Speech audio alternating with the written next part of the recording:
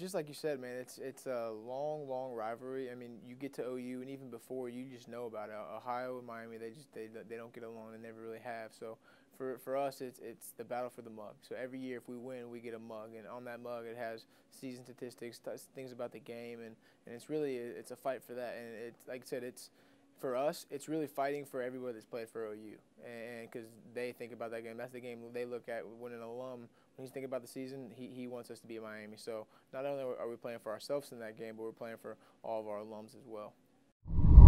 It's great. It's honestly surreal because I remember when I first got there, so one of our players was like, "You know how many coaches have played or won a national championship right now?" And the answer was like 5 out of like 120 schools. And I'm like, wow, I didn't even realize that. And just the knowledge of the game that he has and brings to us we're honestly spoiled.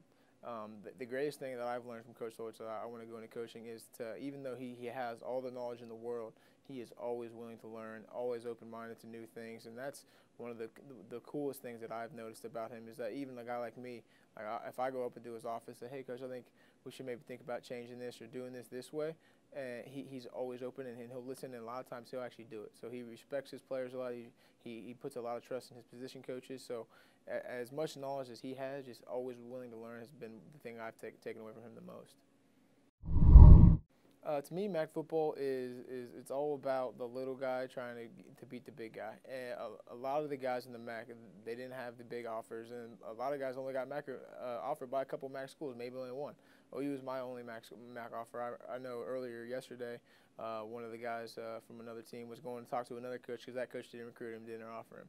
And I feel like it's like that throughout the MAC, no matter what team it is. So it's always guys with chips on the shoulder, and it's the same thing for teams as well. We're the smaller teams, but we can beat the bigger schools, and we have beat the bigger schools. So it's really kind of cool how individually and then on the team aspect things are the same. Oh, yeah. I mean, they definitely have paved the way for the defenses. And like you said, it's always been about offense. And I think this year we're going to have a pretty good defense. Obviously, I'm biased because I play safety. But I think we will. And I'm hoping that that's maybe a trend that will start to switch this way that, hey, the MAC can play some defense too.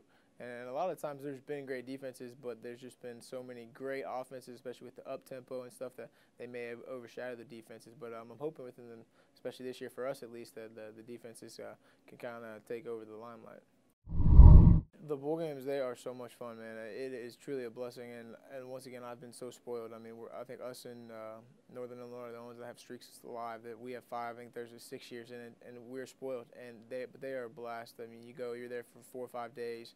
You get to go some cool places. I mean, I've been to Boise, Idaho. I've been to Florida. This year, there's the Bahamas, Florida, Georgia, Alabama. I mean, it's really a great opportunity that it's why you want to play college football. You get some pretty cool gifts. You get good food. And in the games, you get to play a team that you're usually not going to get to play. I mean, I barely even heard of Utah State, and then we played them in the famous Idaho Potato Bowl, and they were a tough team. They were a good team. And so it just opens you up to a whole new world of things that I mean, I would have never been to Boise, Idaho unless I went there. But I like Boise. It's a pretty cool city. So it just opens your eyes to things that you're not going to have the opportunity to do except for playing college football. And just that opportunity is just wonderful.